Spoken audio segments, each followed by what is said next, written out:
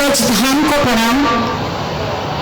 मुरलीधर श्री कृष्ण के चरणों में कोटि कोटि वंदन।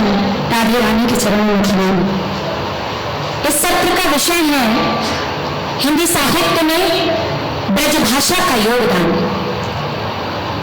आदिकाल, भक्तिकाल, रीतिकाल, आधुनिक काल से लेकर नव्योत्तर कालों तक प्रागैतिहासिक काल से होते हुए हिंदी साहित्य को इस बात से कोई अछूता नहीं है कि हिंदी साहित्य में ब्रज भाषा का अपने आप में अतुल्य योगदान है।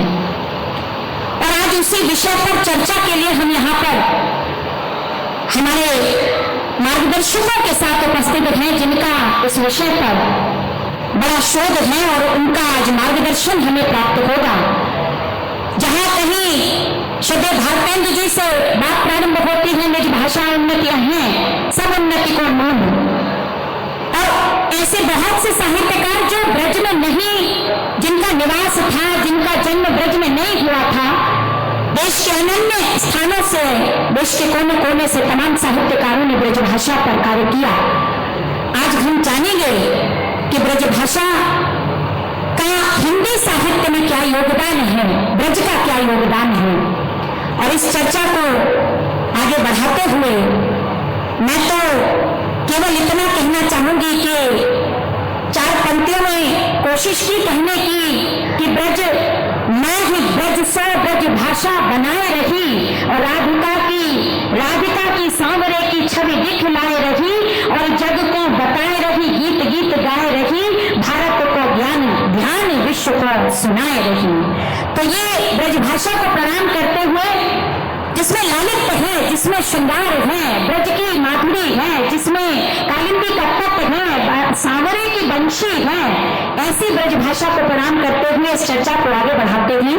और सबसे पहले मैं आदरणीय, चूंकि ब्रज से बात प्रारंभ हो रही है तो ब्रजवासी हैं, मैं प्रणाम करती हूँ आदरणीय डॉक्टर गोपाल चरण शर्मा जी, जो ब्रज संस्कृति शोध संस्थान के प्रकाशन अधिकारी हैं और बहुत कार्य इस विषय में उन्होंने किया है। तो सर्वप्रथम आइए हम उनसे ही जानना चाहते हैं कि हिंदी साहित्य के इस क्षेत्र में ब्रज भाषा का क्या योगदान है।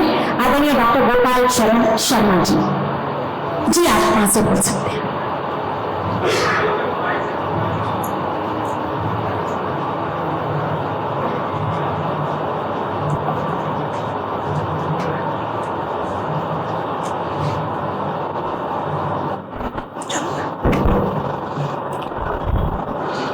सर्वप्रथम मंचासीन मेरे दोनों आदरणीयों को प्रणाम। उसके उपरांत विश्व संवाद केंद्र ब्रज प्रांत आगरा के तत्वाधान में आयोजित ब्रज साहित्य उत्सव, ये तीसरा साहित्य उत्सव है, जैसे आदरणीय मधुकर भाई साहब ने मुझे बताया था अभी। और मैं बालक हूँ इसलिए आने में थोड़ा सा विलंब हो गया। हम आज विषय पर चर्चा कर रहे हैं हिंदी साहित्य में ब्रजभाषा का योगदान, या ब्रजभाषा का हिंदी साहित्य में योगदान। जाना एक ही चीज है, लेकिन जब तक हम ब्रज के लोग ब्रजभाषा में न बोलेंगे तो क्या उसका विकास संभव है या हिंदी का विकास संभव है।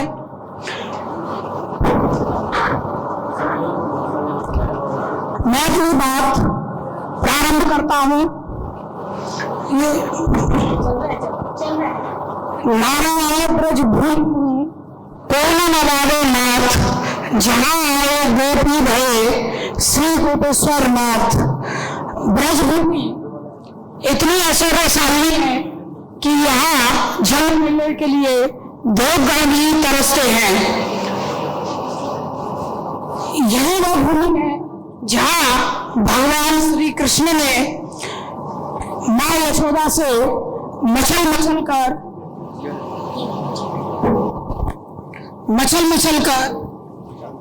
माखन रोटी मांगी।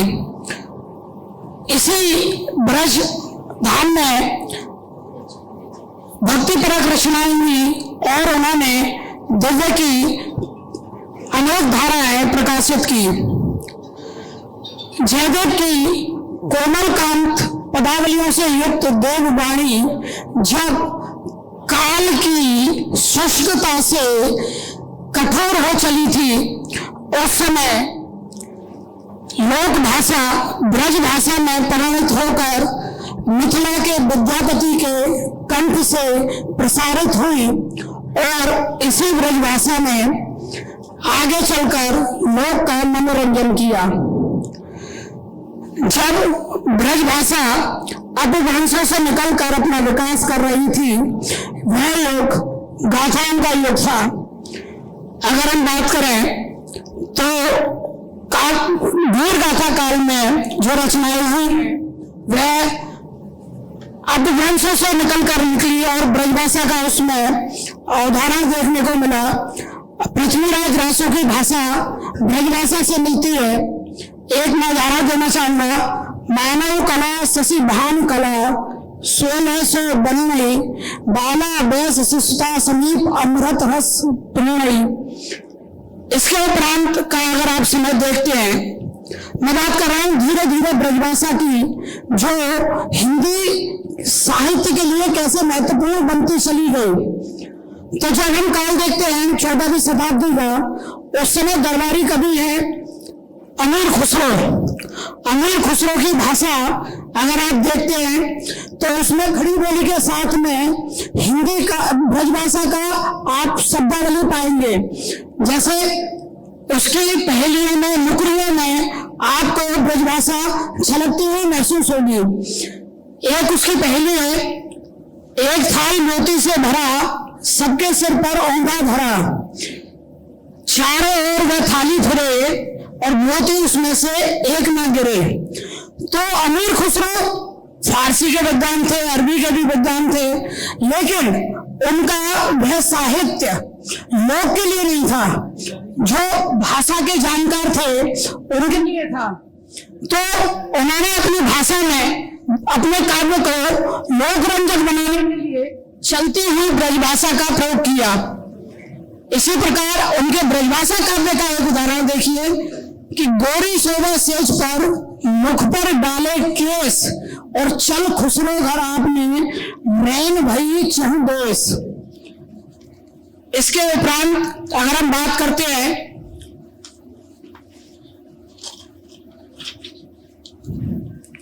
तो खुसरो के बाद का समय आता है कबीर का और संत लोगों का। कबीर की जो सदुक्कड़ी भाषा है वो देखिए ब्रजभाषा के कितने नजदीक आती चली जा रही है। प्रीतम को पतिया लिखूं, प्रीतम को पतिया लिखूं, जो कहूं हो विदेश, तन में मन में नैन में ताको कहा संदेश। अर्थात देखिए तन मन और नैन ये जो शब्द है, प्रीतम जो शब्द है, ये सब ब्रजभाषा के इसमें आ रहे हैं। इसके उपरांत तो मानो ब्रजभाषा का सोता ही फूट पड़ा। यह समय था भक्ति काल का। भक्ति काल में ब्रजभाषा में सबसे विपुल साहित्य रचा गया। साहित्य के सूर्य कहे जाने वाले महाकवि सूरदास ने भगवान श्री कृष्ण की बाल लीलाओं का इतना लालित्यपूर्ण माधुर्यपूर्ण वर्णन किया कि जिसका कोई उपमा ही नहीं अगर मैं कहूं तो। और उसके बाद में आप देखेंगे कि उसके बाद की जो सूरदास के बाद की जो ब्रजभाषा रचना है वो दरअसल उसमें काव्यांगी का इतना महत्वपूर्ण वर्णन है कि उसके बाद की कवियों की रचनाएं सूरदास की झूठन जैसी जान पड़ती है। एकदम उच्छिष्ट दिखाई देता है कि वो सूरदास का उच्छिष्ट है। अगर फिर उसके बाद में बात करते हैं नामदेव, दादू, रैदास, ये सारे जो कवि थे वो ब्रजभाषा में अपना महत्वपूर्ण योगदान दे रहे थे और हिंदी साहित्य को समृद्धशाली बना रहे थे। 16वीं शताब्दी के उपरांत अपभ्रंश से निकलकर ब्रजभाषा एक साहित्यिक ब्रजभाषा के रूप में पूर्ण रूप से दिखलाई देने लगी। डॉक्टर शिवप्रसाद सिंह अपने शोध प्रबंध सूरपूर्व ब्रजभाषा में ब्रजभाषा की कड़ियों को जोड़ने का एक प्रयास करते हुए दिखलाई देते हैं। इसी प्रकार डॉक्टर धीरेन्द्र वर्मा अपने ग्रंथ ब्रजभाषा में भी जो है सूर्य की जो सूरदास जी की ब्रजभाषा है उसको ब्रजभाषा का सबसे उच्चतम सोपान मानते हैं। ब्रजभाषा का जो पद है वो 17वीं शताब्दी में सबसे पहले प्रकट होता है। इससे पहले ब्रजभाषा के लिए भाखा, भाषा, पिंगल, मध्यदेशी आदि नामों का प्रयोग मिलता है।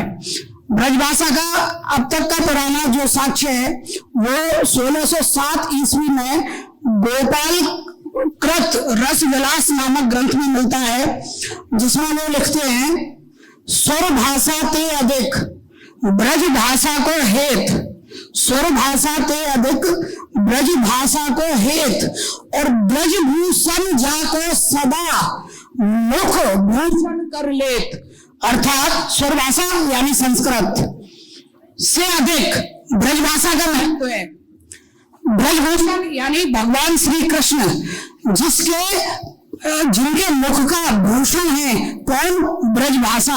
ऐसी ब्रजभाषा जिसको किसी परिचय की आवश्यकता नहीं थी और वृंदावन का इस ब्रजभाषा में बड़ा अतुलनीय योगदान है।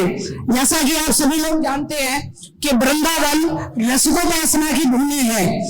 यहाँ रसिकों ने आकर अपनी साधना की और अपने अपने उपास्यों को अपने साधना पद्धतियों से निवेदित की अपनी साधना पद्धतियां।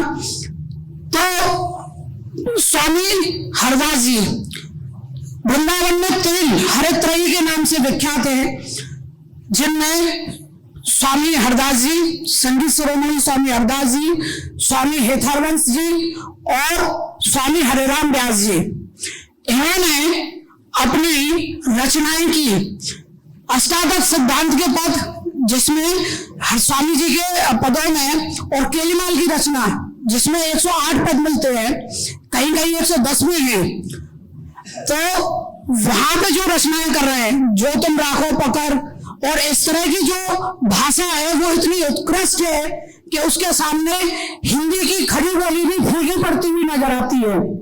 लेकिन ब्रजभाषा के लालित्य को समझने के लिए, चूंकि ब्रजभाषा को पाठ्यक्रम में होना चाहिए था लेकिन ब्रजभाषा पाठ्यक्रम में नहीं रही, इसलिए वो दूर होती चली गई और धीरे धीरे कहीं ना कहीं हम अपने आप को सुसंस्कृत संस्कृत लिस्ट कहने के लिए ब्रजभाषा के प्रयोग को गवारू भाषा के रूप में करने लगे।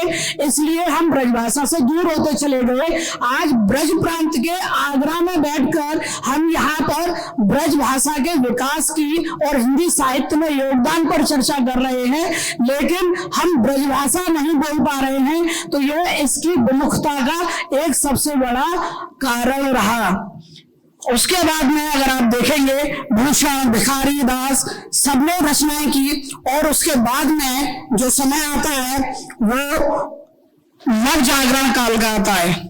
नव जागरण काल में हिंदी साहित्य या ये कहा जाए कि खड़ी बोली के विकास के लिए चर्चाएं प्रारंभ होने लगी और ब्रज भाषा में की जाने वाली काव्य रचनाओं को उत्कृष्ट कोटि का माने जाने लगा। लेकिन वहां भी अयोध्या प्रसाद हरिहर, रघुनाथ प्रेमदान, लाला भगवान दीन और कवि सत्यनारायण आदि ने प्रमुखता से ब्रजभाषा रचना की। और गदाधर भट्ट जी जिनका साहित्य मिलता है यहाँ, हमारे आदरणीय एस के भट्टी जी बैठे हुए प्रोफेसर साहब, उन्हीं की परंपरा में गदाधर भट्टी जी का इतना लालित्यपूर्ण साहित्य है। इसी के साथ 18वीं शताब्दी में एक कवि है गोपाल राय, उनका एक ग्रंथ है वृंदावन धामन रागावली, जो वृंदावन को समझने के लिए ऐतिहासिक ग्रंथ है। वो इतिहास को दर्शाता है, उस समय के इतिहास को। और मैं यहाँ अति विनम्रता के साथ कहना चाहूंगा कि इस युग में आप अगर हिंदी साहित्य पढ़ने में रुचि रखते हैं तो सुमित्रा नंदन पंत की जो पुस्तक है पल्लव, उसकी जरा भूमिका को पढ़िए। बड़ी ही शिष्टता और विनम्रता के साथ उन्होंने ब्रज भाषा की मतलब इतना अनादर किया है। उन्होंने यहाँ तक कह दिया कि ब्रजभाषा अब एकदम पिछले उसकी चीज है, उसको करना नहीं चाहिए। तो ये मुझे थोड़ा सा अजीब लगा। हालांकि मैं सुमित्रानंदन पंत, मैथिली शरण गुप्त सबका बहुत सम्मान करता हूँ, लेकिन ब्रजभाषा का विकास तभी संभव है और ब्रजभाषा का हिंदी साहित्य में इतना योगदान है कि बिना ब्रजभाषा के हिंदी साहित्य का इतिहास लिखा जाना नामुमकिन होता अगर ऐसा नहीं होता। और मैं इन शब्दों के साथ अपने वाणी को विराम देना चाहूंगा कि जब तक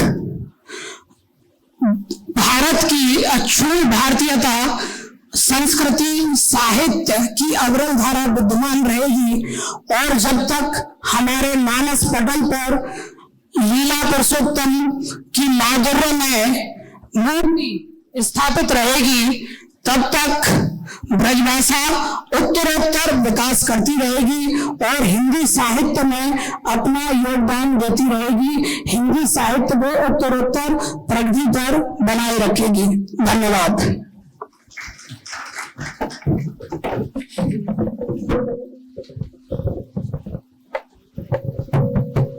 आपने अभी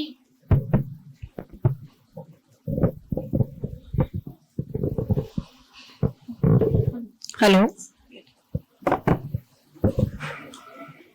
अभी आदरणीय गोपाल शरण शर्मा जी अपनी बात रख रहे थे और निश्चित रूप से इस बात से सहमत हैं कि पहले ब्रजभाषा को हमें अपनी बोलचाल में लाना पड़ेगा और उसके बाद ही इन सब विषयों पर और अच्छे से चर्चा संभव है। बिल्कुल आपकी इस बात को आगे बढ़ाते हुए निश्चित रूप से ये चर्चा का विषय ब्रजधाम के लिए तो नहीं है, क्योंकि हम तो ब्रजवासी हैं और ब्रज क्षेत्र के वासी हैं, तो हमें मालूम है कि ब्रजभाषा का लालित्य, उसका महत्व। और इसी चर्चा को आगे बढ़ाते हुए अब मैं अनुरोध करना चाहती हूं, जिन्होंने जयपुर आर्ट समिट की स्थापना की और तमाम कला की विधाओं से आप जुड़े हैं, ब्रजभाषा पर, ब्रज क्षेत्र के योगदान पर, हिंदी साहित्य में ब्रज क्षेत्र के योगदान पर बहुत शोध आपने किया है।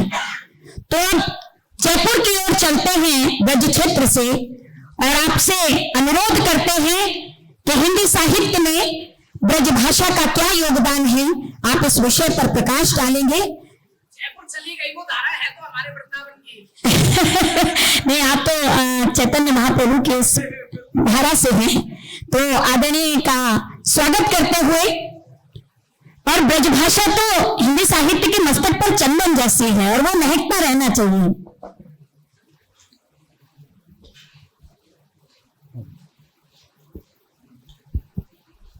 ये तरफ खोल देना भैया।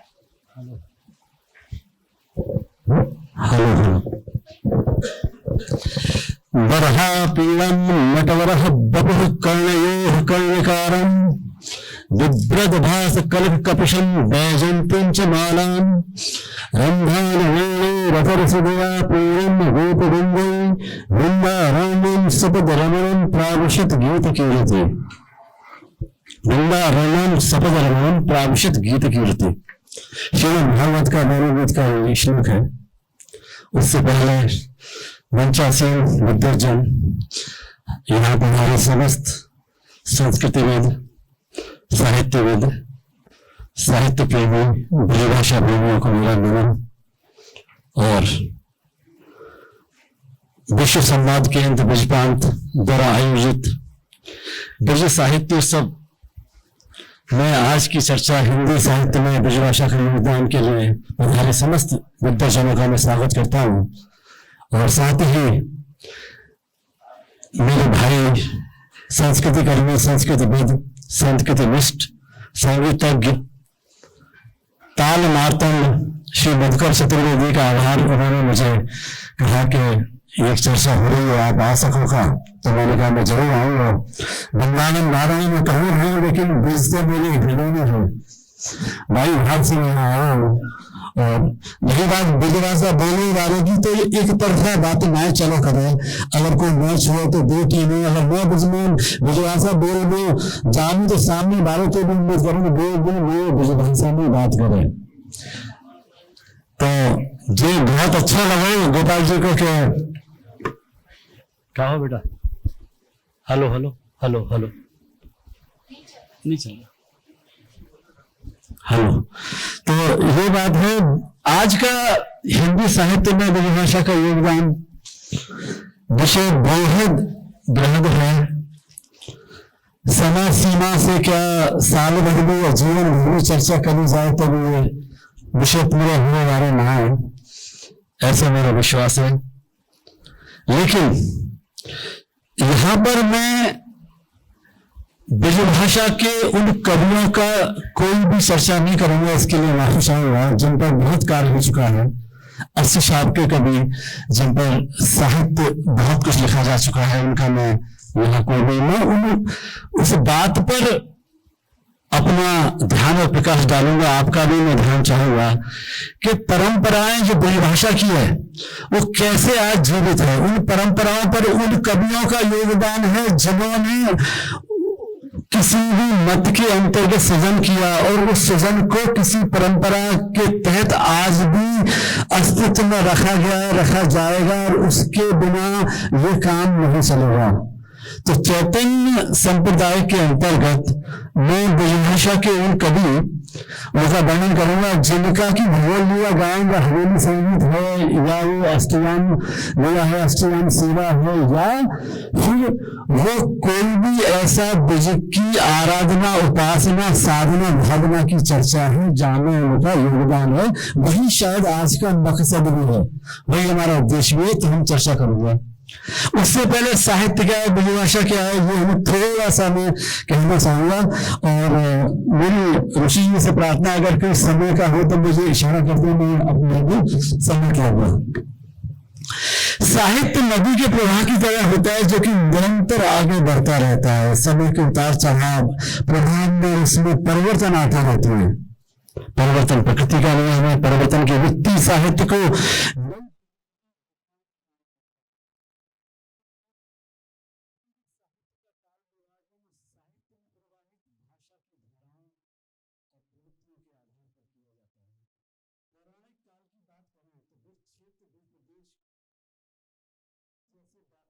की संज्ञा दी गई है।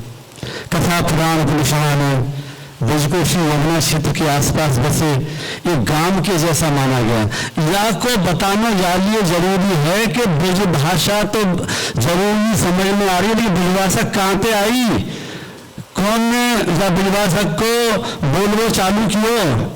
अभी आपने कहा कि 1600 से चालू हुई, 1540 से लेकर 1900 संवत तक ब्रजभाषा के गद्य और पद्य के हमारे पास अभिलेख मिलते हैं, जिनका उल्लेख हिंदी साहित्य के इतिहास में बखूबी किया गया है? तो 1540 से तो इनके भी मैं अंश में लेके आया हूं। तो इसके बाद कथा पुराण उपनिषदों में ब्रज को श्री यमुना क्षेत्र के आसपास बसे गांव के जैसा माना गया। ब्रजभाषा नहीं है, ये भागवती आधार है। भागवती आधार को आम बोलचाल की भाषा में कहना ही ब्रजभाषा है, ऐसा मेरा मानना है। 15वीं शताब्दी में श्री चैतन्य महाप्रभु के वृंदावन आगमन और उसके बाद षड गोस्वामियों के भक्ति आंदोलन के काल के आसपास इसे ब्रजमंडल यानी पूरे 84 कोस में फैला जाने मानने लगा कि ब्रज में कौन सी भाषा कहां तक आई। ब्रज 84 में आई। कृष्णावतरण क्षेत्र होने की वजह से आज हिंदी साहित्य नहीं है, बल्कि हमारी धार्मिक आस्था, भक्ति की शक्ति, ज्ञान के विज्ञान की जड़ें इसी ब्रजभाषा से ही प्रस्फुटित हुई हैं, हो रही हैं, होती रहेंगी, ऐसा मेरा विश्वास है। वैसे तो विश्व हमेशा से भारतीय जनमानस के धार्मिक आकर्षण है। हम जहाँ वृंदावन जा रहे हैं, कितना वृंदावन को लेकर के अभी जो कॉरिडोर है, यही तो है, भीड़ क्यों आ रही है? वृंदावन कहीं ना कहीं ब्रिज भाषा से जुड़ा हुआ है। राधे राधे, और कछु ना तो राधे राधे कर लो भैया, चलो क्यों? यहाँ की भाषा ये ब्रजभाषा है, ये हमारी संस्कृति है, ये संस्कार है, हमारे विरासत साहित्य का मूलाधार है, ये मेरा मानना है। ब्रजभाषा हिंदी से नहीं आई है, संस्कृत भाषा से जन्मी ब्रजभाषा हिंदी का मूल रूप है। ये हिंदी साहित्य की बीज भाषा है। विशुद्ध रूप में यह भाषा श्री राम और श्री कृष्ण के राग, अनुराग, रस और अलंकारों का साहित्यिक आस्वादन है। मैया मेरी कबे बढ़ेगी छोटी, वो दाऊ बहुत खिजाए, मैंने माखन खाए। अगर भागवती आधार नहीं होगा तो भाषा का माधुर्य कहां से आएगा? हिंदी नहीं थी इस वक्त, माधुर्य तो वहीं से आया। इसीलिए ये राम और कृष्ण के राग और अनुराग, रस की, अलंकारों की साहित्यिक आस्वादन की भाषा है ये ब्रजभाषा है। ये सगुण भक्ति के साहित्य की अनुपम थाती है। ये किशोर सिंह शाखा में साहित्य के दीपक की बाती है। सहज नहीं है। भाषा का ज्ञान होना, भाषा का प्रभाव होना, अंतर मन में जब स्पंदन होता है तब भाषा का ज्ञान उत्पन्न होता है, ऐसा मेरा मानना है। अगर अंतर मन में भाषा नहीं है तो बाहर से कहां से आएगी? मुझे कहूँ तो गुस्सा आ रहा है, तो गुस्सा है, वो गाली आती है, तभी तो मैं जाहिर करूंगा, मेरे हाथ पर मारूंगा, ऐसे ही भाषा है। ये मोहनी भाषा है, ये हमारी निज भाषा है। ब्रज भाषा हिंदी साहित्य में हमारी संस्कृति का सार्थक वाहक है। हिंदी को ऊंचा ले जाने में ब्रजभाषा मूल में टकी हुई है। रथ के पहिया हैं जिसमें हिंदी आज चल रही है। ये भक्ति की शक्ति के साहित्यिक मूल्यों की धारक है। भारती जी ने कहा निज भाषा हिंदी के लिए नहीं है। निज भाषा शब्द वो भाषा जिसमें आप जीते हैं, जिसमें आप सपने देखते हैं, जिसमें आप बोलते हैं, समझते हैं, वो निज भाषा उन्नति है, सब उन्नति को मूल। बिन निज भाषा ज्ञान के मिटत में हिय को सोल। वो भाषा जिसको मैं बताऊं तो ब्रजभाषा की बात हो रही है, गद्य हो या पद्य, अधिकतर रचनाएं ब्रजभाषा में हुई है। अगर प्राचीन बात करें तो मिथिला की बात करें, बंगाल, आसाम, उड़ीसा, आप बात में कह रहे ब्रजवली की मैं बाई पे आ रहा हूं, वहां के रचनाकारों ने ब्रजवली या ब्रजावली भाषा में जो रचना की है ब्रजभाषा में ही, लेकिन यह भाषा पूर्णतः शुद्ध ब्रजभाषा का ही परमार्जित क्षेत्रीय स्वरूप है। क्योंकि 4 कोस में पानी बदले 8 कोस में वाणी। अगर ये बात सच है तो भाषा वहां पर भी विद्यमान है। ये इसी आधार पर ब्रजबोली ब्रजभाषा से ही मिश्रित भाषा है। ब्रजभाषा श्री राम श्री कृष्ण के भारत की भाषा है। ये भारतीयता की भाषा है जिसमें विश्व बंधुत्व, विश्व कल्याण, त्याग, उदारता, अहिंसा, सत्य, धर्म, संस्कृति, मनु शिक्षा, आराधना, साधना, अर्चना, वंदना, पूजना, प्रेरणा और समर्पण की भावना कूट कूट कर समाई है। ये हिंदुत्व आर्य वेदों की भाषा है। नंददास जी कहते हैं, जाको वेद रटत भंगा रटत शंभु रटत नारद सुख व्यास रटत पावत नहीं पारे। ये वो भाषा है जिसमें पार नहीं आया जा सकता है। वर्तमान में ब्रजभाषा की मिश्रित बोलियां कई सह अस्तित्व में है। विशुद्ध ब्रजभाषा की बात करें तो लगभग 60 से 70% भाषा ब्रज क्षेत्र में बोली जाए। ये बंगाली में भी बोली जाए, यानी ग्वालियर मुरैना में चलो ब्रजभाषा बोली जा रही है। योगदान की बात हो रही है तो क्षेत्र का उल्लेख करना बहुत जरूरी हो जाता है। भरतपुर, धौलपुर, हिंडौन में जाओ तो राजस्थानी ब्रजभाषा थोड़ी बहुत फर्क गई है। अनूपसर एटा में जाओ कन्नौजी ब्रजभाषा आ जाए। अमृतसर जालंधर में जाओ पंजाबी आ जाए। लाहौर ताजिकिस्तान में जाओ, मैं आपको उदाहरण दूंगा, ये ब्रजभाषा वहां तक पहुंची है। एक पद आता है, उस पद का उल्लेख करूंगा, जिसे अफगानी ब्रजभाषा बोलते हैं और हरियाणी में हडो पलवल तक है। अगर जिद्दा पढ़ाओ लाला हिंदे बेटा जरूरत है, अरे हिंदे बेटा हिंदे किशोर जोगीदास वाजपेयी ने ब्रजभाषा का व्याकरण लिखा है, संतोष सिंह जी ने हरिश्चंद्र चंद्रिका लिखी है, उसमें ये सब मूल में काफी चीजें आ जाती हैं। लेकिन एक स्थान पर लखा मिर्जा खां का मैं जिक्र करना चाहूंगा, जिन्होंने तुहफत उल हिंद लिखा है। एक स्थान पर उन्होंने, उनको समझ में नहीं आई, वो आ तो गए वहां से, लेकिन उनका जो जाने वाले कहते हैं डायरियां बहुत महत्वपूर्ण होती हैं। एक जगह डायरी में लिखा हुआ है, जब वृंदावन में घूम घूम के आए गए, कछु शब्द समझ में आ गई तो उनमें की और कछु जो समझ में आए जो लिखते हैं फारसी में ग्रंथ लिखा है, लेकिन वहां पर ब्रजभाषा का कोटेशन है, एनी माँ मग साकरी में तो काकरी चौथ है। छोटी छोटी गलियां हैं यहाँ पे, तो ब्रज क्षेत्र की गलियों का वर्णन है। बस अभी प्राचीन समय में जहाँ दरबारी काम काज उर्दू में हुआ करता था, वहां कला साहित्य संगीत संस्कृति की भाषा ब्रजभाषा ही रही। चाहे वो नवरत्न हो, चाहे ठाकुर कवि हो, से बहुषित व्यक्तित्व ब्रजभाषा में ही बात किया करते थे। उन्होंने फारसी भी कहा कभी, हाँ उनकी रचनाओं में इसकी झलक आती थी, लेकिन आदि काल से लेकर भक्ति काल, रीति काल, आधुनिक काल अर्थात संवत 1600 से 1900 तक की बात करें तो ब्रज की कहावत, तो हिंदी साहित्य के संदर्भ में ये पूरा काल हमारा जो है भक्ति काल और ब्रजभाषा काल ही है। और दूसरी बात, एक बड़ी बहुत ही अच्छा कोट है, हमारे ब्रजवानी ही वेद, जो हम बचपन से सुनते आए हैं, तो ब्रजभाषा तो वेद है हमारा, ब्रजभाषा वेद है हमारा, ब्रजभाषा वेद है हमारा। कहां से आ रहा है ये? तो ब्रजभाषा के बाद अच्छा अब एक और चीज थी, बुजुर्ग स्नातक जो राधा वल्लभ संप्रदाय सिद्धांत साहित्य पर रिसर्च किया, कहते हैं ब्रज भक्ति साहित्य को हिंदी साहित्य में सर्वोच्च स्थान पर रखा है। उन्होंने क्यों रखा है? अगर ब्रजभाषा में गति ना आए तो अष्टसाव के कवियों की जो मति है, जिनके हम वाणी के पद में बाणे गति ना बन सके, समझना ही पड़ेगा। भाषा का विज्ञान उसके ज्ञान से नहीं, चिंतन से, मनन से चलता है।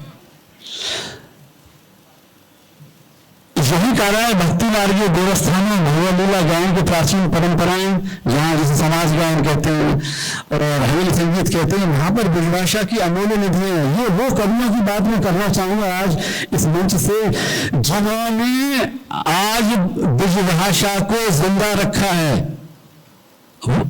अष्टसाव तो है, उनको तो पूरा विश्व नाच रहा है, लेकिन जो रोज झांझ करताल बखावज मृदंग और हारमोनियम के साथ में जो 8 समय जिनका गायन होता है, वो कवि क्या है?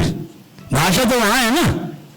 आज हम जाकर के अमेरिका में अगर बात करते हैं संस्कृति की, तो संस्कृति वहां दिखनी चाहिए। मन, तन, धन, यौवन और भाषा में अगर वो किसी का प्रभाव नहीं है तो वो उस चीज का तो प्रभाव ही नहीं है। तो प्रभाव वो कहां पर है? आप देखें, मेरा मानना है ब्रजभाषा हिंदी साहित्य में खनिज की तरह विद्यमान है। खनिज क्या होता है? ये श्याम की भाषा है, ये हमारे आराध्य की भाषा है। यहां मैंने श्याम बोला, ये श्याम नहीं है, श्याम बोला। श्याम जो है वो ब्रजभाषा है। श्याम का क्या है? एक पद है, बड़ा प्राचीन पद है, श्री गोविंद बज्जू महाराज का पद है, सखियां श्याम रंग रंगी। सखियां श्याम रंग रंगी, श्याम नहीं है, श्याम रंग है। देख बिकाई गई वह मूरत, सूरत माही पगी, संत हो तो अपनों सपनों से रही रस खोई। जागे आके दृष्टि पड़े सकी नेक न न्यारा हुई, एक जो मेरी अखियन में निसी दोष रहो कर ध्यान, गाय चरावत जाए सिने सकी सौंध हो कन्हैया कौन। दो पंक्तियां और हैं, बहुत ध्यान दें। कासो कहो कौन पतियाबे, कौन करे बकवाद, कैसे के कहीं जात गदाधर बंधुए को गुण स्वाद। तो ब्रजभाषा में अगर आपकी गति नहीं है तो साहित्य में गति कैसे हो सकती है? ये तो मेरी मति को समझ में नहीं आता है। यही कारण है कि नारादास जी ने आपका परिचय जब दिया कहा सज्जन सुहद सुशील बचन आरज प्रतिपाले। मैं जाली ये पढ़ रहा हूँ, शायद आप बोर हो रहे हो तो मुझे बता देना, क्योंकि जब तक भाषा का स्वर में स्फुटन नहीं होगा तो मन में जो चिंतन की घटन का प्रादुर्भाव कैसे होगा। सज्जन सुहद सुशील बचन आरज प्रतिपालय, निर्वत्सर काम कृपा करुणा के आलय, अनन्य भजन दे करम धरे बपि भक्ति काजय, परम धाम को सेतु विदित वृंदावन गावो, भागवत सुधा वर्षे भजन काहू को नाही दुखद, गुण निकल गदाधर भट्ट अति सवेन निको लागे सुखद। ये वो रचनाकार हैं जिनके बारे में हिंदी साहित्य के पृष्ठ 183 पर आचार्य रामचंद्र शुक्ल जी लिखते हैं, श्री गदाधर भट्ट जी के पद विन्यास की बड़ी प्रशंसा करते हुए उनकी रचनाओं को गोस्वामी तुलसीदास जी के समकक्ष ठहराया है। भोगी हरि ने ब्रजमाधुरी साहब के पृष्ठ 76 पर लिखा है, इनकी रचनाओं को अष्टछाप के उत्कृष्ट कवियों जैसा मैं मानता हूँ। डॉक्टर शरण हरि गोस्वामी अपने ग्रंथ कृष्ण भक्ति काव्य में सखी भाव के लिए पेज 616 पर लिखते हैं, आपके द्वारा रचित पदों में सखी भाव की प्रधानता है, इसीलिए साहित्य में इनको रंग देवी का अवतार बोलेंगे। कुछ रचनाएं इनकी जो प्रकृति के वर्णन पर थी, भागवती पूरा आधार है, पूरा शब्द सार है, तत्सम तद्भव शब्दों का बेहद अद्भुत प्रयोग है। इसके बाद व्यंजकता है, प्रभावशीलता है, मधुरता है, कोमलता है, स्निग्धता है। भाषा की स्निग्धता को जब मनुष्य लेता है तो अलंकारों का निर्माण होता है, श्रृंगारिकता आती है, रसबोधता आती है, संगीतात्मकता आती है, तालबद्धता आती है, तब प्रकृति कहीं कहती है। प्रकृति क्या है, भाषा की प्रगति क्या है, ये उत्सव के उत्साह को जो स्क्रिप्टाइजेशन है वह भाषा का लेखन है। रामनवमी हम चलते हैं नव संवत्सर से, रामनवमी, फल डोले काशी, अक्षय तृतीया, चंदन यात्रा, ज्येष्ठाभिषेक, रथ यात्रा, जन्माष्टमी, नंद महोत्सव, राधाष्टमी, दान एकादशी, रासोत्सव, हठी उत्सव, गोवर्धन पूजन, अन्नकूट उत्सव, देवयोगी एकादशी, बसंत पंचमी के बाद 40 दिन का जो है जो समाज का चिंतन है वो भी यहाँ भाषा में है। कुछ उदाहरण मैं देना चाहूंगा अगर आपकी अनुमति हो। भाषा को समझने से पहले उसको सुनना जरूरी होता है। जब हम 100 शब्द सुनते हैं, 1000 शब्द पढ़ते हैं, सिर्फ 10 शब्द बोलने की शक्ति का अर्जन करते हैं। मैं तो बचपन से सुनता आ रहा हूं और लगभग 50 सालों से इस वाणी का मैं विद्यार्थी हूँ। हर बार इस वाणी में मुझे नया अर्थ सुनाई देता है। ये ब्रजभाषा की एक ऐसी उत्कृष्टता, अद्भुतता, जितनी बार पढ़ोगे जो जो ब्रज कामरूप त्यों भारी हो, तो ये रस माधुरी का जो आनंद है वो जब निकलता है मन से तो तन नहीं, कभी आत्मा भी महक जाती है। अब देखो उन्होंने कहा है, आज कहाते या गोकुल में अद्भुत वर्षा आई रे। ये जो वाणी का आनंद ये क्या है, आज कहाँ पे या गोकुल में अद्भुत वर्षा आई है। जो लोगों को संस्कृति का ज्ञान है, अद्भुत वर्षा कब होती है, जब कोई चमत्कार होता है। किसी जन्म के समय का ये वाणी पद है। आज कहाँ पे या गोकुल में अद्भुत वर्षा आई रे, मुनिगण हार हेम धारा की विलपति अति झर लाए रे।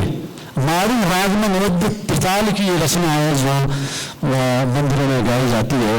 अंतिम या की लाओ में उल्हो ललित तमाल बाल जग बही रावण के मन मूल रे, छाया हितक लाए गदाधर ताको चरण मूल रे। विवाह उत्सव जो है मंदिरों में, इसमें 2 पद ऐसे होते हैं जिन पर पूरी संस्कृति बेस्ड है। अष्टयाम सेवा की अगर आपने नाम सुना होगा तो उसका बेस जो पद है, कहाँ से गई, उसका एक पद में पूरा सुनाऊंगा आपको, लगे ये क्या है। दिन दूल्हे मेरे कुमर कन्हैया, नित उठ सखा श्रृंगार बना में, नित ही आरती उतारत मैया। ये डेली रूटीन है। भाषा कोई एक दिन का सब्जेक्ट नहीं है, सुबह से लेकर शाम तक जिसका चिंतन करना हो वही तो भाषा है। नित उठ आंगन चंदन निपावे, नित ही मोतिन चौक प्रैया, नित ही मंगल कलश धरावे, नित ही बंदन वार बनैया।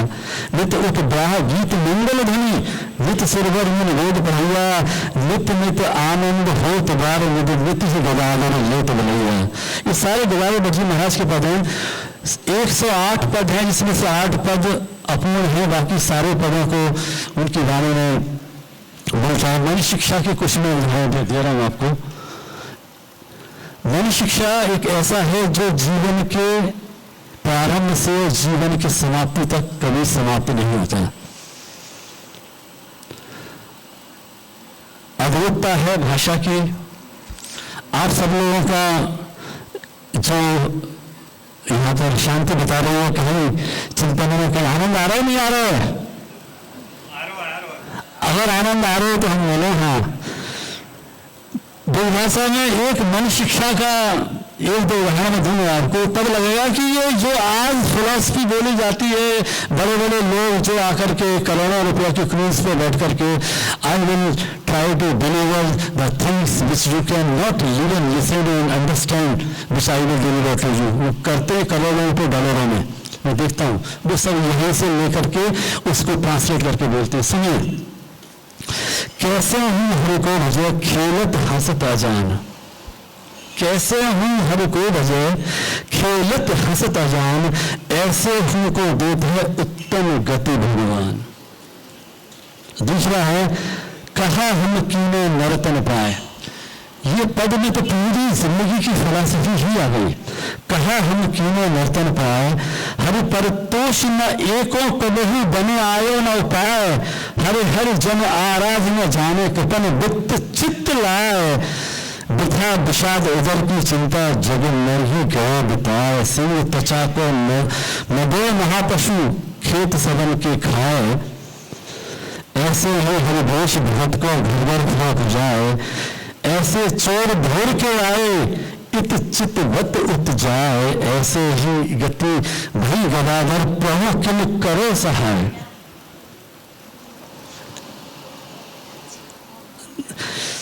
ये जो चिंता है, देखिए क्या है, भाषा को जब तक आप पढ़ेंगे नहीं, वाणी को पढ़ेंगे तो वाणी आपको बाण बना देगी।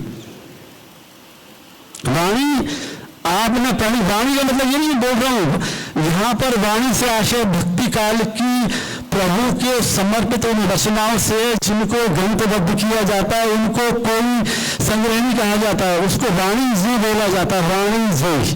तो वाणी जी, वाणी का अगर आपने चिंतन कर दिया तो वाण के समान आप हो जाएंगे। रास का कुछ पद देखिए।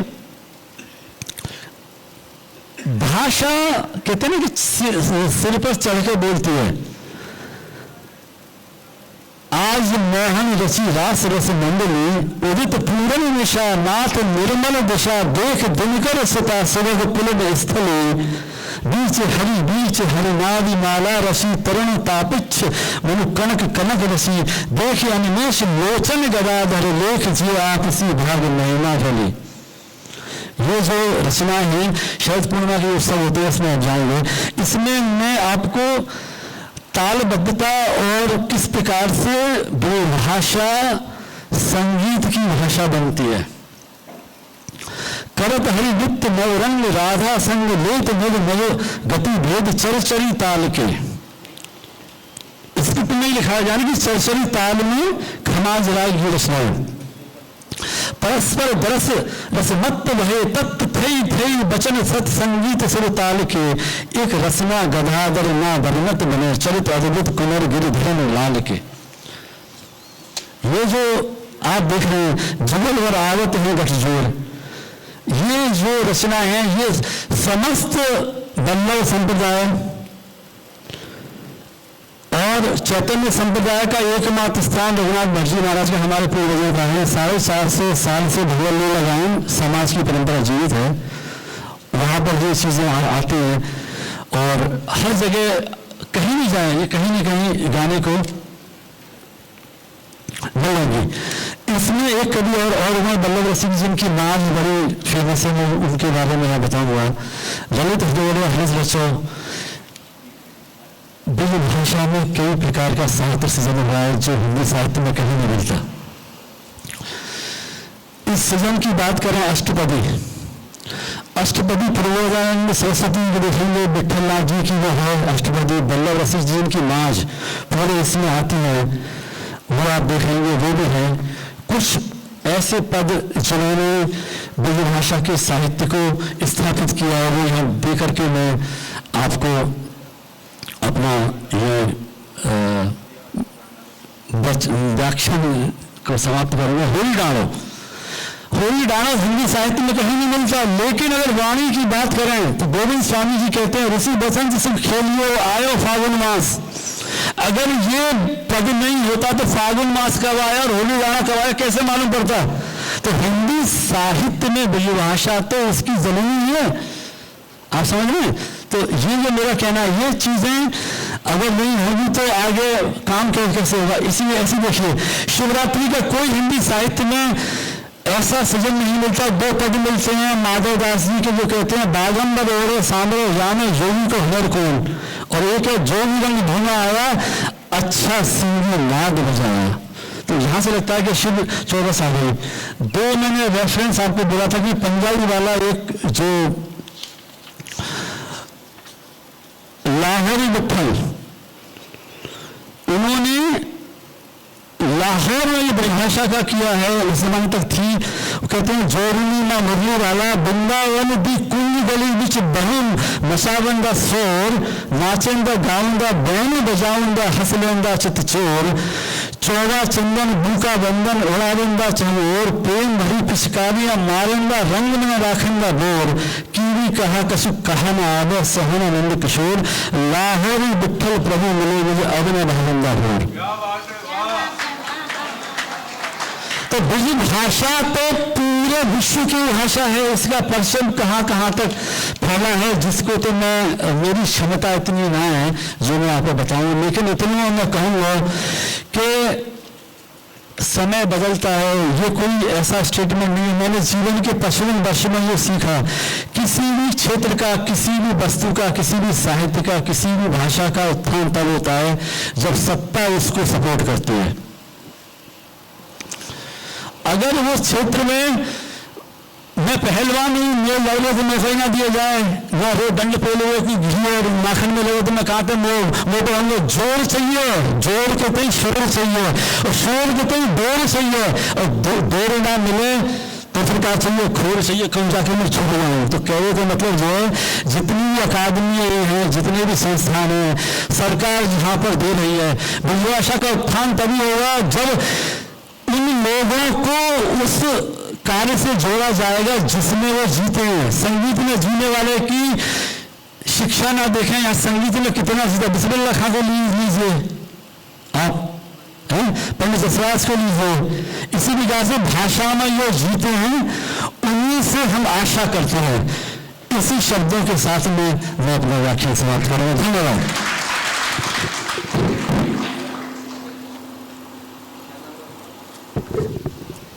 बहुत आभार।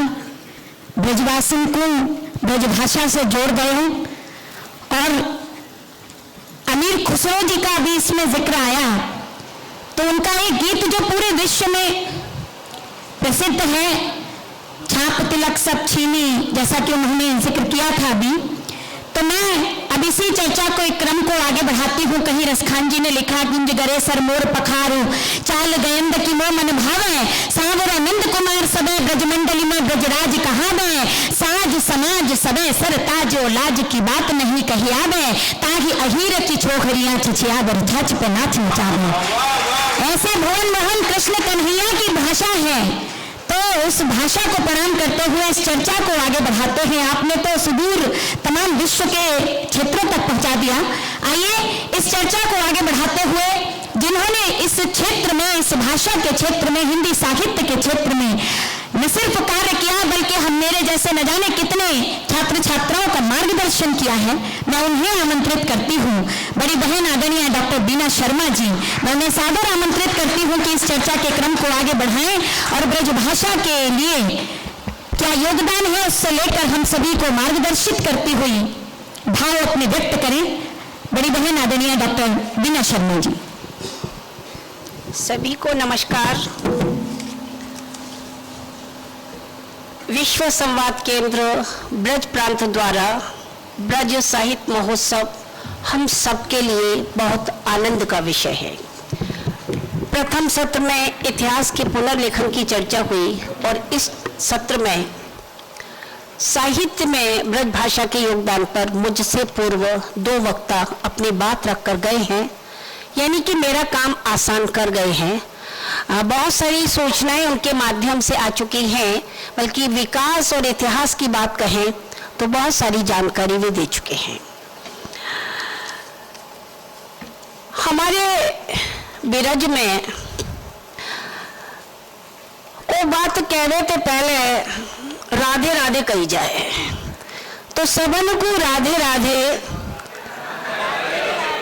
राधे मेरी स्वामिनी, मैं राधे को दास, जन्म जन्म मोहि दीजियो, जब वृंदावन को बास। और आप सबकी आज्ञा मिल जाए तो मैं बिरज में ही बोलना चाहूं, क्योंकि जो गोष्ठी ब्रज में ही रखी गई है।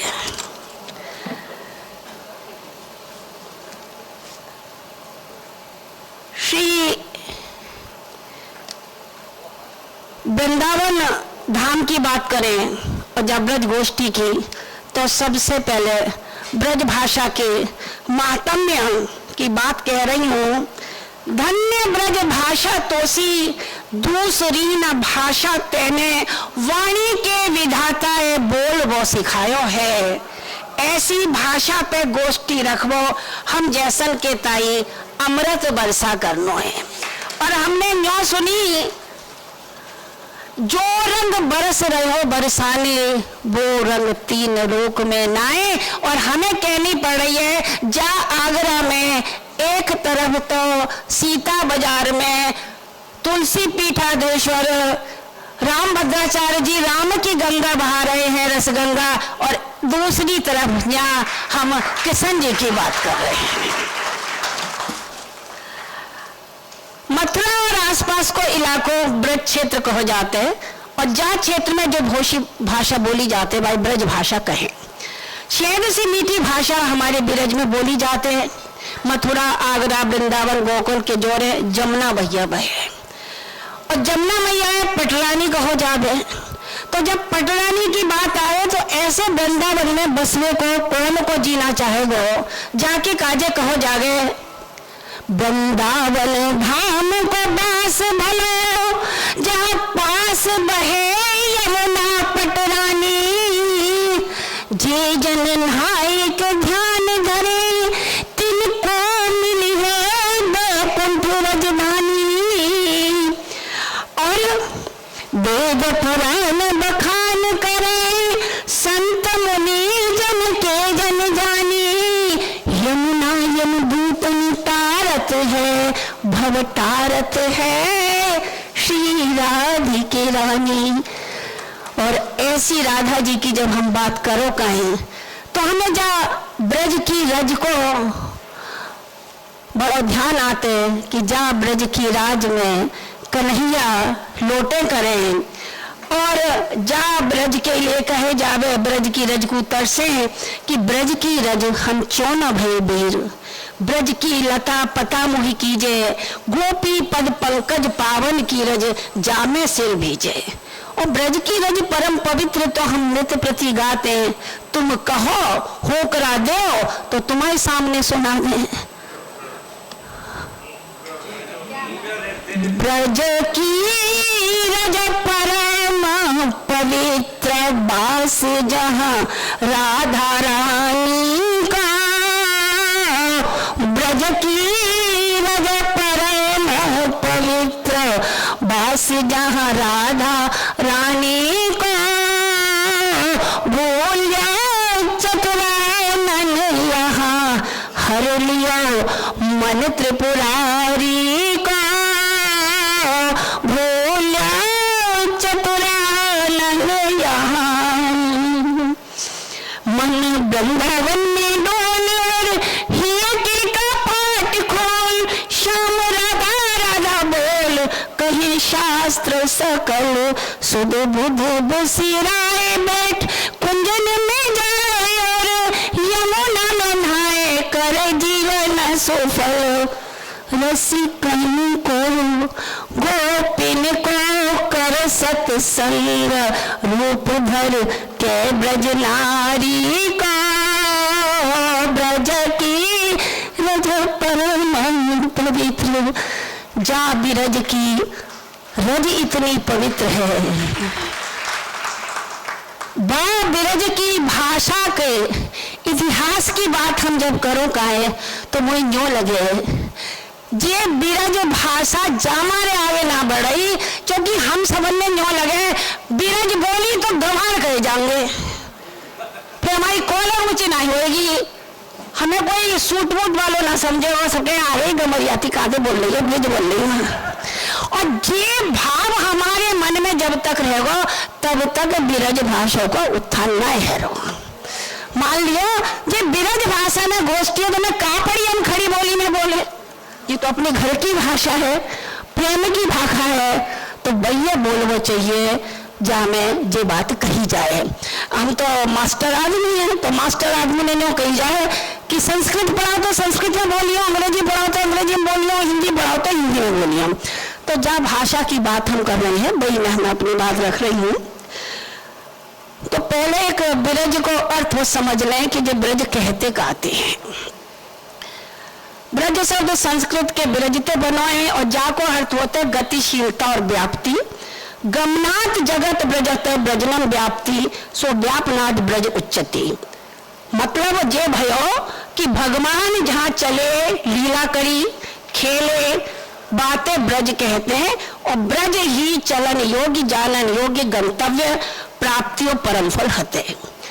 भगवान गोपाल गो और गोप के साथ जहां जहां चले बा क्षेत्र को नाम ब्रज, और बा क्षेत्र में जो भाषा बोली जाए बाय ब्रज भाषा कहते हैं। श्रीमद् भागवत में लिखो है अथ कृष्ण परिवृत्तो तिथि मुदिता तात्मवि अनुगीय मानो ने विशद ब्रज गोकुल मंडिता। जा क्षेत्र ब्रज के 84 कोस की संज्ञा दी गई है, और बाकी सीमाएं पूरब में हास्य वन, पश्चिम में अपहार वन, दक्षिण में जहनु वन और उत्तर में भुवन वन बताते। मथुरा को अर्थ है समस्त विश्व को मथो भयो, जो सर्वभूत सुख कर ब्रह्म गान है वही वो मथुरा कहते। मथुरा कछु से मधुराओ कहते, तो हम पहले यूं समझते कि जो मथुरा गलत बोल रहे मधुरा, पर जब पढ़ी तो समझ आयो प्रभुत मात्रा में माधुर्यपूर्ण प्रदेश मधुरा प्रदेश है। तो जाको मतलब जे भयो कि मधुरा कह लो चाहे मथुरा कह लो एक ही बात है। सु रहीम रसखान केशव घनानंद को हो ब्रज भाषा में ही लिखो है।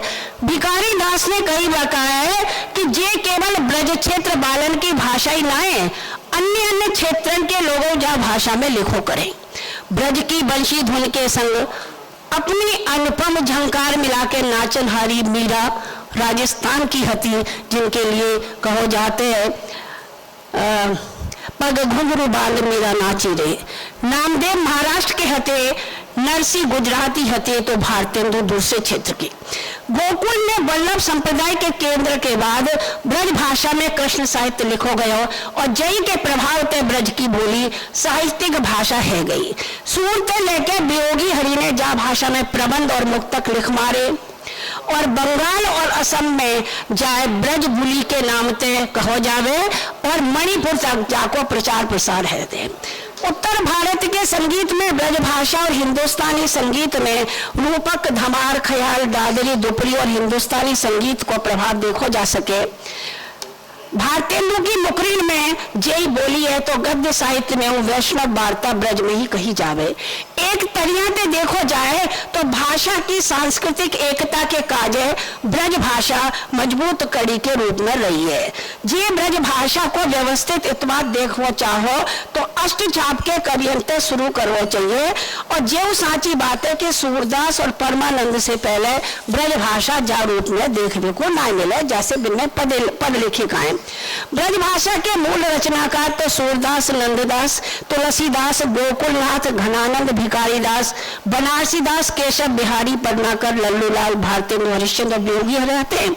जमुना प्रसाद चतुर्वेदी ने लिखा है, ब्रज की भाषा लागे प्यारी, अति ही सुंदर लागत मोको यहाँ सारे की गारी। यह भाषा को बोल गए हैं जबते कुंज बिहारी, और तबते ही अति सरस भई है बोलन में सुखकारी। अरे अरे ओरे कह बोले ब्रजवासी नर नारी। कृष्ण लीला के कितेक कितेक पद ऐसे हते जामे बाल लीला को मुखर वर्णन भयो है। मत कर माखन की चोरी तू काना, मैं समझाऊं तो है। एक लख धेनु नंद बाबा के नित घर माखन हुआ है, और दूध माखन तू रोज चुरावे हंसी हमारी हुए। काली दे लीला देखो, काली दे पे खेलन आयोरी मेरो 1200 कन्हैया। होली लीला कृष्ण ने कैसो जुलम मचायो, मेरी चूनर पे रंग डारो। साथी के बंसी लीला देखो तो काना की बंसी जहाँ बज जावे तो माहौल में सुरीली धुन कैसी घुल मिल जावे। भक्ति कालीन कृष्ण बचक रचनान में ब्रज लीला, मथुरा लीला, द्वारका लीला धरी जा सके। ब्रज लीला में बाल लीला और किशोर लीला, मथुरा लीला में कंसवध और पलायन, द्वारिका लीला में राजनैतिक पक्ष, विवाह आदि, संतति रक्षा और मृत्यु पर सब शामिल होते। जहाँ में जन्म, सामान्य बाल क्रीड़ा जैसे विविध संस्कार, घुटरों चलवो, दांत को निकलवो, देहरी लांगवो, सखाओं के संग खेल कूद करवो, गाय चरावो, गाय दोहवो, मक्खन चुरावो, खावो और बाग के काजे हट करवो, गोपी ने परेशान करवो, राधा ते प्रेम, प्रेम क्रीड़ा ब्रज छोड़कर जाए वो शामिल है। कन्हैया के जन्मते ही गीत शुरू है जावे, काना जन्म सुन आई, जशोदा तो लख लख बधाई। और कन्हैया जब कहो करे कि मैया मेरी कभी बढ़ेगी चोटी, और कबो कहे कि मैया मैं नहीं माखन खायो, भोर भई गई इनके पाछे तूने मोह पठायो, कि मैया मैं तो चंद खिलौना लई हूं, जइयो लोट अबई धरनी पर तेरी गोद न आइयो। जैसे इतने इतने पदन में कृष्ण ही मुख नायक लगे। गोपी बार बार मैया से शिकायत करे और माता अपने लाले डांटे, ऊखों से बांधे, पर देखो भैया ओखल की रस्सी छोटी पड़ जावे और कृष्ण भैया बाने ना बने। और राधा से सगाई की जिद करे कन्हैया मैया ते कहे, राधिका गोरी ते बिरज की छोरी ते, मैया करा दे मेरो ब्याह। और का पूछे बूझत श्याम कौन तू गोरी, कहाँ रहत काकी तू बेटी, देखी नहीं करो ब्रजखोरी। जैसे कितेक कितेक पद ऐसे हते जो भक्तिकालीन काव्य में ब्रज भाषा को आधार बने हैं। काना गोवर्धन धारण करे जो एक अनक टोटो काम है, तो सबरे मिलके गावे का कहे, कछु माखन को बल बड़ो, कछु गोपिन करी सहाय, और राधे जो की कृपा सो गोवर्धन लियो उठाए। तो जय श्री गोवर्धन महाराज कहे, जे कृष्ण को ही साहस हतो कि वे इंद्र पूजा विरोध करो करे और गोवर्धन को पूजवावे। पर्वत पूजा यानी स्वयं कृष्ण की पूजा, जितनी भी लीलाएं हते सब लोग कल्याण के काजे हैं। वासुदेव मथुरा ते सूप में बाल कृष्ण धर के जब मथुरा ते गोकुल ले जाते हैं तो जमुना दिन को पैर चरण स्पर्श करवे काजे मेरी ऊपर चढ़े आवे, और जैसे ही बाको परस है जावे सोई जमुना जी उतर जावे। तेरे लाला ने माटी खाई, जब मैया से शिकायत करें गोपी आके और मैया लाला को मुंह खोल के देखे तो पल्ले पड़ गई। बाके मुंह में तो पूरे को पूरा ब्रह्मांड मैया दिख गो। कन्हैया सब कुछ कर सके, दिन में बकासुर मारे, यमराज को उद्धार करो, पूतना को वध करो। कृष्ण जन्म की कथा अपने में बहुत विशेष है। कृष्ण विष्णु के अवतार होते, जिनके हाथ में बांसुरी है, मोहकता है, दिव्यता है, तभी वे रास रचाते हैं और बारास में एक एक गोपी के साथ स्वयं ही रहे करे। एक तरीका तो देखो जाए तो कृष्ण की ब्रजलीला में सब कुछ आ जाना चाहिए, पर ऐसो ना होत। जब कृष्ण मथुरा चले जावे तो गोपिन बिन के विरह में व्याकुल हो जाते। उद्धव बिना निराकार ब्रह्म की उपासना को समझावे, लेकिन वे फटाक सीना नहीं कर देते हैं। क्या कहते हैं? उधर मन न भय 10-20, एक हो तो सो गयो श्याम संग को आराध है ईश। और जाई बात है, घनानंद ने लिखवाए कि अति सूदो स्नेह को मार्ग है, जहाँ नेक सयान पर बात नहीं, यहाँ सीधो चले तजे आपन पो, झिझके कपटी जे निशांक नहीं। घन आनंद प्यारे सुजान सुनो, यहाँ एक ते दूसरो आंख नहीं। तुम कौन जो पार्टी पड़े हो लला, मन ले तो हो देव छटाक नहीं। और का भूले का याद करें, कान्हा के जीवन की तो निरी घटनाएं हैं जो ब्रज भाषा में ही पोई गई हैं। कोई बालक हो, बूढ़ो हो, पढ़ो भयो ना पढ़ो भयो, सबन में याद है, क्योंकि सबरे किशन लीला देखें। कोई जरूरी ना है कि स्कूल में ही पढ़े, अपने मैया ते सुन ले में, अपने गांव वाले ते सुन ले में कि कन्हैया ने काका करो, और वो कोई खड़ी बोली में ना पढ़ो करे। ऐसे ही सब बता दें कि भैया कान्हा ने जे करो, कान्हा यार उठो। सो ऐसे ही ब्रज भाषा पनपे, ब्रज भाषा किताबन ते करो ना पनपो करे। देखो जाए तो कृष्ण भारत के आधार स्तंभ है। बिन को जैसे केवल भारत में ही नाने, प्रदेश में होते भारत की कोई ऐसी भाषा उपभाषा नाने जहाँ में साहित्य में कृष्ण नाम को स्वर ना गूंजा हो गए। बाकी अनेक अनेक रूप हैं, लेकिन हम ब्रजवासी में तो अपने कन्हैया को लाला रूपी बहुत पसंद है। और बिन की बाल लीला मन को मोह लेवे। वैसे तो वो द्वारकाधीश हुए, गोपियों के हृदय रत्न हुए, तभी तो गोपी ग्वाल मधुबन और जमुना भी बिन के बिना न सूख जावे। सबन में याद होगी कैसे कही, मधुबन तुम कत रहत हरे, श्याम विरह वियोग श्याम सुंदर के ठाड़े क्यों न जरे। और देखो वे भगवान होंगे, पर निर्गुण रूप में हम पे न पूजो जाए तो जाई मारे सूर लिखते हैं, अभिगत गति को छुटे है तो न आवे, जो गूंगो मीठे फल को रस अंतर्गत ही भावे, और सब विधि अगम विचारे ताते सूर सगुन लीला पद गावे। गोपी निर्गुण को उपदेश देने वाले उद्धव ते साफ साफ कह देने, निर्गुण कौन देश को वासी। हमारे मन में तो कान्हा की सुंदर सी प्यारी सी छवि बस रही है, और जाके काजई रस खाने लिखो जो अभी कई छचिया बड़ी छाछ पे नाच नचावे, ताई अहिर की छोरियां छचिया बड़ी छाछ पे नाच नचावे। और रसखान ने कही कैसी अपनी बात कही है, मानुष हो तो वही रसखान बसो ब्रज गोकुल गांव के ग्वारन, जो पशु हो तो कहा बसु मेरो, चरो नित नंद के धेनु मझारन, पाहन हो तो वही गिर को, जो कियो छत्र इंद्र पुरंदर धारण, और जो खग हो तो बसेरो करो, मिली कालिंदी कोल कदम्ब की डारन। पूतना कागासुर बटकासुर सकासुर तृणावत मुष्टक चाणूर कंस, सबको जय ब्रज लाला नहीं मारे, असुर न्याय को दंड देने वाले हैं हमारे लाला।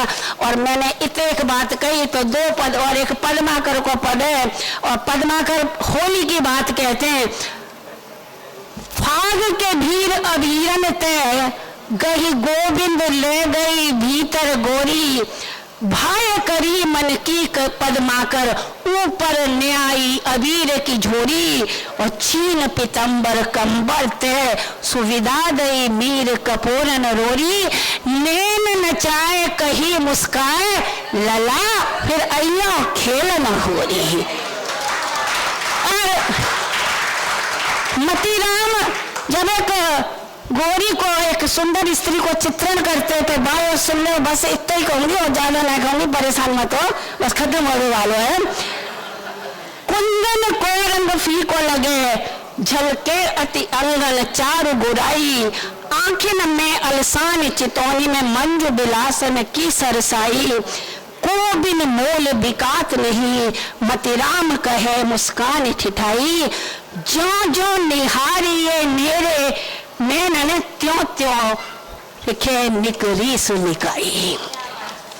और यही अपनी बातें मैं खत्म करूं। एक तरियाते देखो जावे तो साहित्य में ब्रज भाषा को जो इतिहास है, जो योगदान है, बात थोड़े से समय में ना बांधो जा सके, बस यही कोशिश करनी चाहिए कि कब मौका मिले तो अपनी भाषाएं जरूर बोलो, और जा भाषा बोल के कोई छोटा ना भयो आज तक, और जब कहीं बोले तो हुक रहा दो, ऐसे मत बैठ जाइए, मुझे पता नहीं लग रही तुमने सुनी कि नहीं सुनी, ना बैठे हैं तो तुम्हारी समझ में आ गई तो एक बार मैं ताली बजा के बता। जय राधे राधे। राधे राधे। वृंदावन बिहारी लाल की जय। तो दीदी आपने तो कमाल कर दियो, इतनो सुंदर ब्रजभाषा में आपने संबोधन दियो है, और यह सत्र आपने सार्थक कर दियो ब्रजभाषा में। आप में तो अगर कहोगे कोई प्रश्न पूछना है ब्रजभाषा के या सत्र के संबंध में तो आप पूछ सको। हाँ पूछो भाई सब, ब्रजभाषा में ही पूछियो, और उत्तर भी ब्रजभाषा में ही मिलेगा। मैं क्षमा चाहता हूँ, मैं तो पंजाब से हूँ या निमंत्रित हूँ, आया हूँ, लेकिन मेरे को एक बात पूछनी, अगर कहो तो पूछ लो। हाँ पूछिए, अपना नाम बता दीजिए भाई साहब। भाषा मेरे को अच्छी लगी इसलिए मैं पूछ रहा हूँ। भाई साहब नाम बता दीजिएगा। सतीश शर्मा, नोएडा से। नोएडा से जी। ब्रजभाषा में कृष्ण काव्य पर बहुत आनंद आया, रसिक भाषा है, जब भी सुनते हैं आनंद आता है। विषय है ब्रजभाषा का साहित्य में योगदान। प्रश्न भाई साहब। मैं वही कहा, वो वही प्रश्न होगी तो हिंदी साहित्य में योगदान। तो एक विषय है कृष्ण भक्ति, मान लिया, लेकिन अगर भाषा को हम थोड़ा वाइड रेंज में देखेंगे तो ब्रज भाषा का और क्या योगदान है। कृष्ण भक्ति मान्य है, लेकिन इसके अलावा और क्या योगदान था, अगर वक्ता इस पर रोशनी डाले तो। भट्ट जी से अनुरोध है, वो जवाब, इसका जवाब माइक दे दो। अरे दूसरा माइक। Hello hello. बहुत ही गूढ़ प्रश्न किया है, और मैं आपको धन्यवाद देना चाहूँगा कि आपने बहुत ध्यान से वार्ता सुनी है। देखिए, बात रामकृष्ण और उसकी नहीं है, ब्रज भाषा में योगदान की बात है तो भाषा, हिंदी भाषा का अस्तित्व, अगर आपने मेरा बात सुना हो तो ये बीज भाषा है। ये हिंदी भाषा यहाँ से निकली है, उस भाषा की जननी है, भागवतीय आधार है, भारतीय आधार है, भारतीयता का प्रतीक है। इस भाषा के सृजन को, अस्तिछाप के सृजन को अगर आप हटा दें तो भारत का भागवतीय आधार एक तरीके से काफी 99% हट जाता है। आज हमारा अस्तित्व की भाषा है, ये देश जिनका है उनकी भाषा है सर। ये तो योगदान तो सबसे बड़ा यही है कि आज हम हिंदी बोल पा रहे हैं, ब्रजभाषा की देन है। आज हम त्योहार को समझ पा रहे हैं, जीवन का यापन कर पा रहे हैं, ब्रजभाषा की देन है। प्रतिदिन जब निकलता है तो भाषा ही प्रस्फुटित होती है, कर्म बाद में आता है।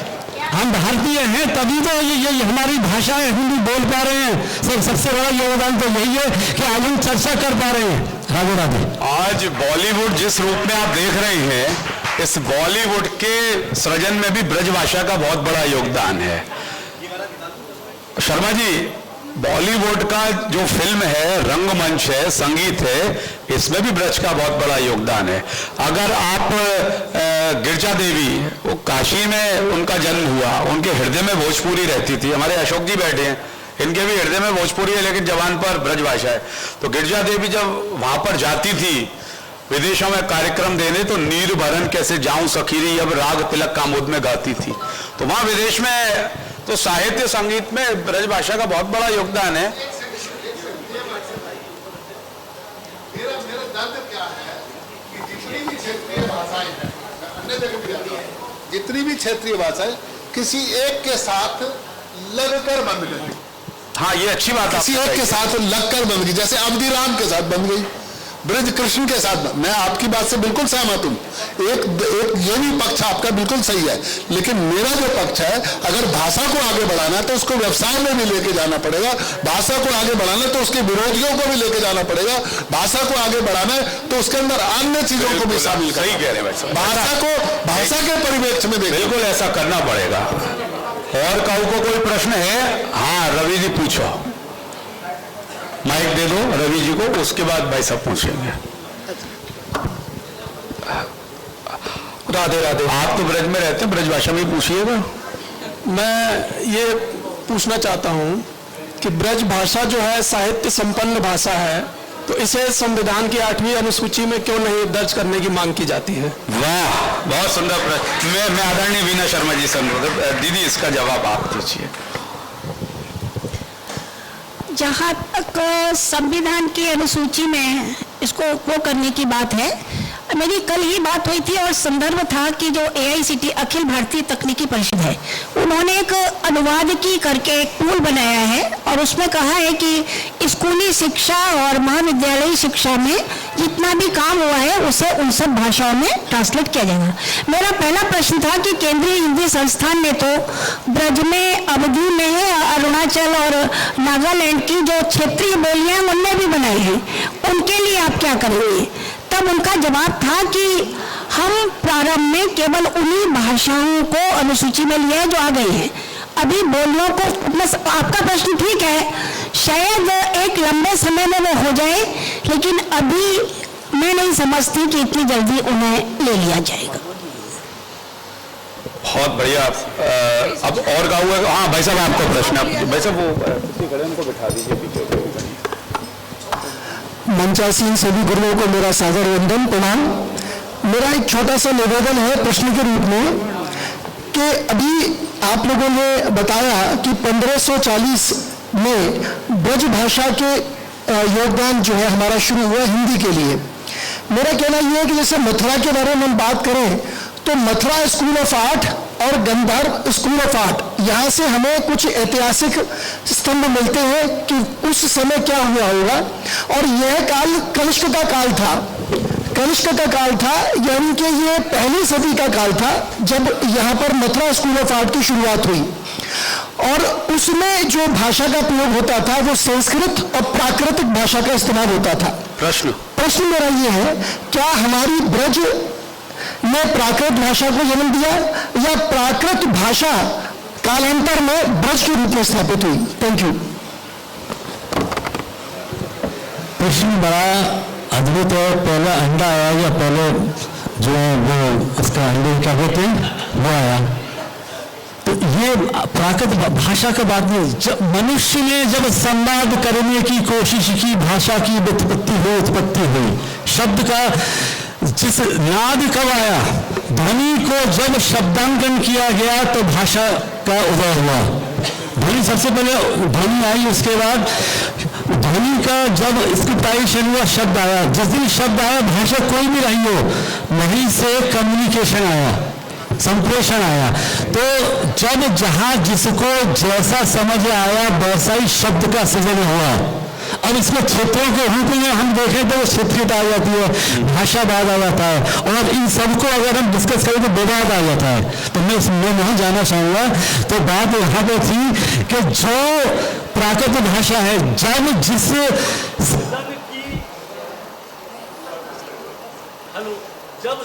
बात को कहने की आकुलता व्याकुलता, बात को कहने की आकुलता व्याकुलता जब आगे आई तब सृजन हुआ। चाहे वो स्ट्रोक्स आए तो आर्ट हुआ, जब वो लेखन आया तो वो कविता हुई, जब कहीं स्वर आया तो वो संगीत हुआ। तो इनको आप किसी भाषा के उसमें ना डालें, ऐसा मेरा निवेदन है। ये सबका मतलब, सबका मकसद एक ही है। अब सत्र का समापन है। मैं रुचि दीदी से अनुरोध करूंगा कि वो आज का इस सत्र का सार बताते हुए और सत्र अवसान करें। यह सत्र को सार बहुत सीमित करना बहुत मुश्किल है, लेकिन कोशिश करूंगी। ब्रज भाषा में बोलने की कोशिश करने पड़ेगी और या के साथ ब्रज भाषा के साहित्य को संकलन करने पड़ेगा।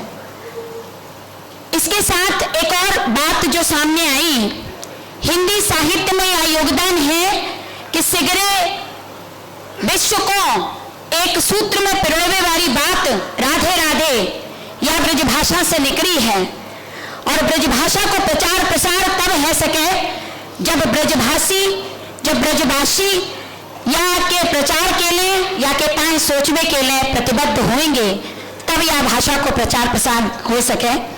और यह भाषा बीज भाषा है ऐसो मंच से बताया गया। और 8वीं अनुसूची के लिए एक बात सामने आई है, तो भगवान से, भगवान कृष्ण से प्रार्थना कि यह 8वीं सूची में बहुत शीघ्र स्थान मिले। या प्रार्थना के साथ यह सार को समाप्त करूं। और एक निवेदन मेरा, अगर मधुकर भैया स्वीकारें, तो एक रचना उन्होंने, शायद ब्रज की प्रथम रचना जो थी, उस रचना को अपने संगीतबद्ध करने का प्रयास किया है। संगीत तो यह नहीं है, लेकिन कुछ पंक्तियां उसकी जरूर मैं चाहूंगी कि आप सभी तक वो पहुंचाएं। तो ब्रज की प्रथम रचना आप सभी के समक्ष, मधुकर भैया। तो अभी इस सत्र में एक बात ध्यान में आई कि ब्रज भाषा का जो उन्नयन हुआ और जो प्रचारित प्रसार होती है, उसमें अष्टछाप का बहुत बड़ा योगदान था। सही बात भी है, लेकिन आप अष्टछाप से पहले का अगर आप देखेंगे तो निम्बार्क संप्रदाय में स्वामी हरिदास जी से भी चौथे आचार्य हरिराम व्यास देवाचार्य जी, 13वीं शताब्दी का बता रहा हूं मैं आपको। और उससे पहले श्री भट्ट देवाचार्य, 13वीं शताब्दी, जब भारत में आक्रमण का काल लगभग शुरू ही हुआ था। ब्रज भाषा उसमें अस्तित्व पे आ गई, लेकिन इस पर कभी चर्चा नहीं होती कि श्री भट्ट देवाचार्य, उन्होंने महावाणी लिखी थी। आपके ध्यान में होगा, आपने सुना होगा महावाणी। महावाणी का 15वीं शताब्दी से अष्टछाप के बारे में हमको वर्णन मिलता है।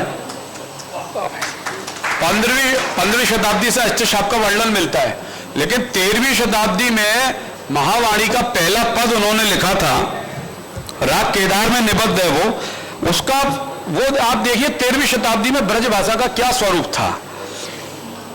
राधिका आज आनंद में डोले, शब्द बहुत अच्छे हैं उसके। आप राधिका आज आनंद में डोले, राधिका आज आनंद में डोले, सांवरे चंद गोविंद में रस भरी, सांवरे चंद गोविंद में रस भरी, दूसरी कोकिला मधुर सुर बोले, राधिका आज आनंद में डोले, पहरे नील पट कनक हारावली,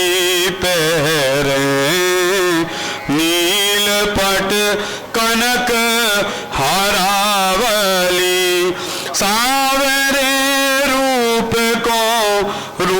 को तोले, कहत श्री भट्ट ब्रज नारी नागरी बनी, कहत श्री भट्ट नव नारी नागर बनी, कृष्ण के शील की ग्रंथिका खोले, राधिका आज आनंद में डोले।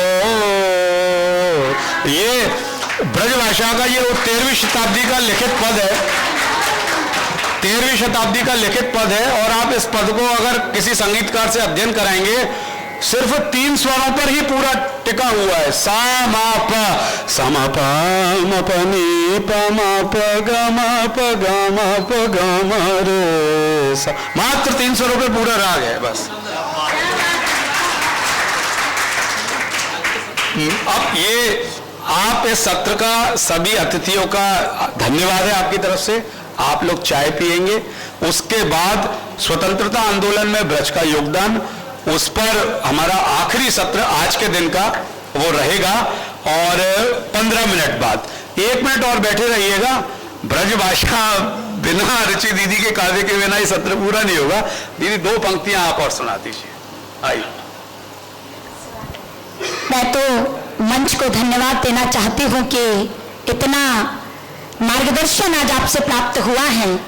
और मेरा प्रयास रहता है, मैं मंच को बताना चाहती हूँ कि कवि सम्मेलन में जब भी मुझे अवसर मिलता है, मैं प्रारंभ ब्रज भाषा की पंक्तियों से करती हूँ। मेरा प्रयास सदैव यही रहता है कि कार्यक्रम किसी भी राज्य में कहीं भी हो, लेकिन मुझे 2 पंक्तियां अवश्य मन होता है कि मैं प्रस्तुत करूं ब्रजभाषा में।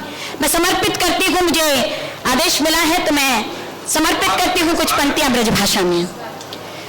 ब्रजराज को नाम रटे रसना, बस राधे राधे गाए रहो, सिगरो ब्रजधाम कन्हैया की, मुरली के गीत सुनाए रहो, मन वृंदावन की पावन रज, माथे पर नित्य लगाए रहो, जीवन तरिबे को या जग को, जीवन तरिबे को या जग को, ब्रज में ब्रजधाम बुलाए रहो, जीवन तरिबे को या जग को, ब्रज में ब्रजधाम बुलाए रहो। बहुत बहुत आभार। राधे रानी की जय। और मंच को पुनः पुनः प्रणाम करते हुए आभार।